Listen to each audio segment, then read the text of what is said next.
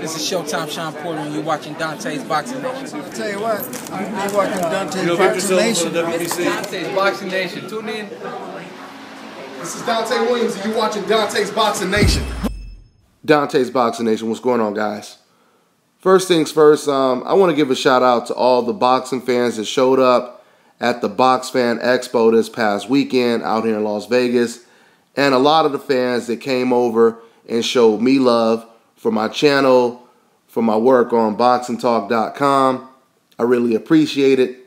Thanks for being a part of my Boxing Nation. Now, with that out the way, let's get into it.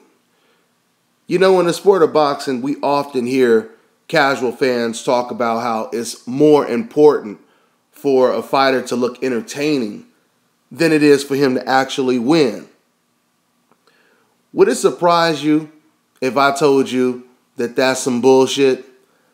I mean, of course we all want to look good, but make no mistakes about it, there is nothing more important than getting the W.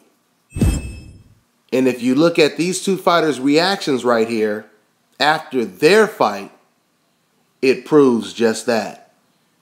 It is more important to get the win than how many punches you threw, how many knockdowns there were, who had a bloody nose, so on and so forth. Once again, don't get me wrong. Of course, being more entertaining and more exciting is good for your career, but you have to win at the end of the day. You can only have so many entertaining fights where you get your ass whooped and you get the L back to back to back. Okay? Ask Angulo and other fighters. But there was a lot on the line when it comes to winning this fight in particular. Miguel Vasquez, the champion, the long reigning champion, versus Mickey Bey. There was a lot on the line. There was a lot of pressure for both of these fighters to win this fight. For Miguel Vasquez, once again, he had been one of the longest reigning champions today. And you guys have to understand something. Before this fight, Miguel Vasquez, he was relatively unknown. Nobody really knew who he was. He wasn't getting too much airtime on the major networks like Showtime and HBO. All of a sudden, he gets signed by the godfather of the boxing world, Al Haymon, right? Now he's signed by Al Haymon. Now he's going to get that exposure. In his very first fight with Al Haymon, on the biggest undercard of the year, Mayweather versus Maidana, there's a lot of pressure on Miguel Vasquez. And he ends up losing his first fight with Al Haymon. That is a huge defeat for Miguel Vasquez. That's a huge victory for Mickey Bey. Mickey Bey had a lot of pressure on him too to win this fight.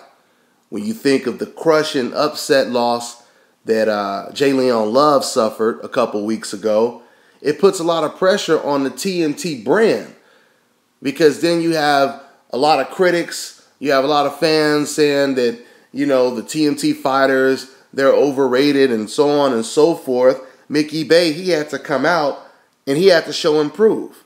You know, he had to show that TNT is a solid brand. At least that may be part of the reason.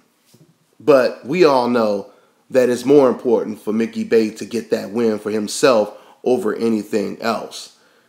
Now, going into the actual fight, this was a very interesting fight. I know, like I said, to a lot of, to some people, it wasn't that pleasing or whatever, but that's the way Miguel Vasquez fights. Miguel Vasquez is not really a scintillating, pleasing fighter. You know, he's not an action-packed fighter, but me personally, because I'm a boxing fan, a real boxing fan, I enjoy all different styles.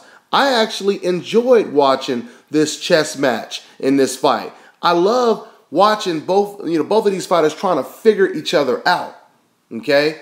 Because Miguel Vasquez, he is a mover.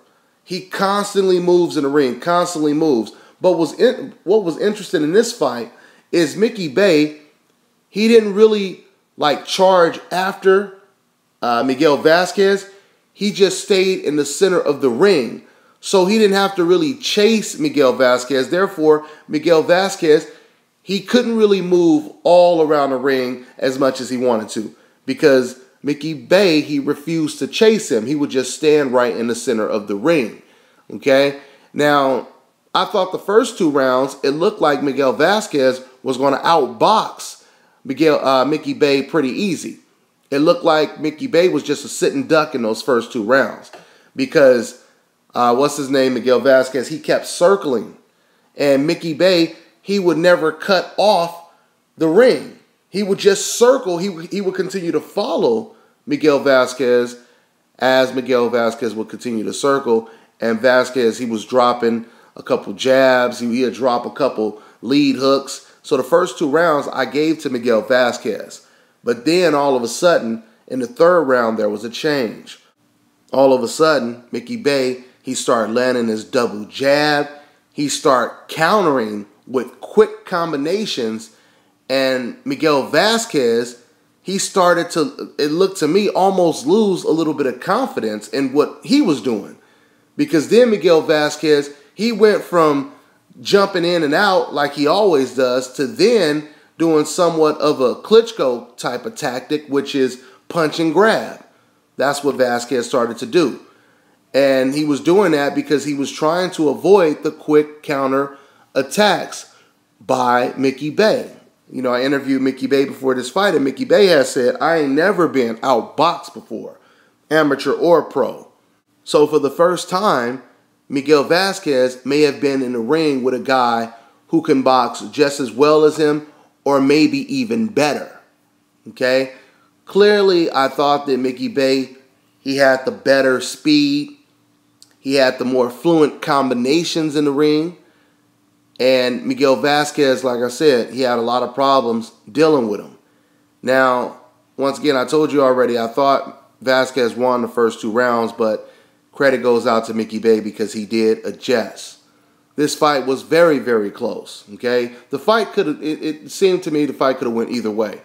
I still want to go back and watch the fight again, but I tried to watch it the second time, but I got a little busy and didn't finish it. But definitely the fight could have went either way. In fact, Al Bernstein and Paulie Malignaggi, they were in disagreement throughout the fight because Paulie Malignaggi, he kept saying this is a real, real close fight, but he was leaning slightly towards Miguel Vasquez throughout the fight, at least in the first half. But Al Bernstein kept telling Paulie, these rounds are extremely close. I wouldn't be surprised if some of these rounds we think Vasquez is winning, the judges may actually have Mickey Bey winning those rounds. Okay? Now, that's exactly what turned out. Now, I know Robert Hoyle, he had it pretty wide. I don't know if it should have been that wide, but outside of that, it was a fight that could have went either way. But Mickey Bey, he did close a lot stronger than Miguel Vasquez did, which would most likely give him the edge in the decision. Okay, so like I said, man, this wasn't an action-packed fight, but I enjoyed watching it. I enjoyed watching these guys try to outwit each other, trying to outsmart each other. This is the reason why playing chess is a sport.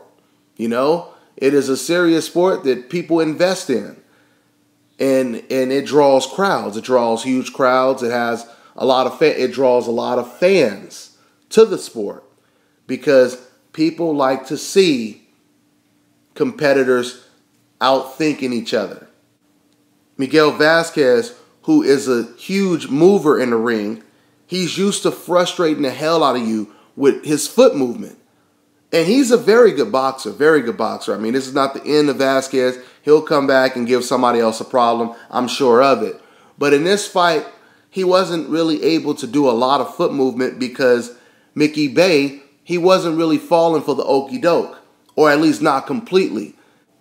Because Mickey Bey, he wasn't following or charging after Vasquez the whole night, which allows Vasquez to use the entire ring and move all night. No, what Mickey Bey was doing is he was keeping the fight in the center of the ring. He wasn't really chasing Vasquez. Now, the only, or at least looked like the only mistake Mickey Bey might have been making was when Vasquez was circling. Mickey Bey wasn't cutting off the ring. He was just following him in that little small circle in the center of the ring instead of just, cutting him off. But eventually it worked for Mickey Bey. So once again, man, this is a huge win for Mickey Bey. This is a huge win for TMT. By the way, I've never seen Floyd Sr. that damn happy. I ain't never seen him that happy. Floyd Sr. was jumping up and down in the ring like he was a teenager. Okay? So, yeah, big win for Mickey Bey. Congratulations to Mickey Bey. Like I said, Miguel Vasquez is still a very good fighter. He'll be back. He'll be back. And he'll be giving somebody else some problems. So that's pretty much all I got. I'm on to the next one.